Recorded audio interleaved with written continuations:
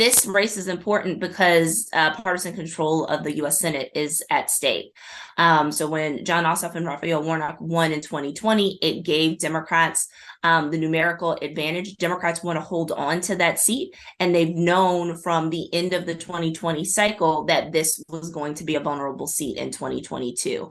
And so the fundraising that we see happening in Georgia is very much a reflection of the fact that this seat is perceived as flippable, and that Democrats really want to hold on to the seat. And Senator Warnock has known that, which is why he has been raising funds since he actually won his seat last year in early 2021, because he knew that this was going to be an uphill battle to hold on to the seat.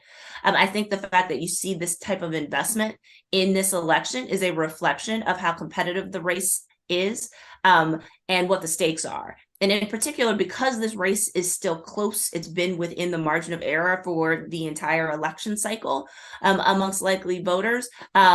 This would be someplace where people would want to make sure that they invested resources. They don't want to think that they lost the seat on either side because they hadn't actually put the money into the race.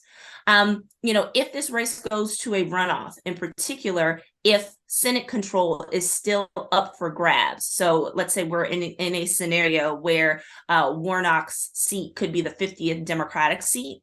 Then I think we're going to see a repeat of what we saw in the 2020 cycle, which is hundreds of millions of dollars flowing into the state for television advertising, for field operations, to make sure that both parties can lay claim to doing everything that they possibly can to have held on to the seat.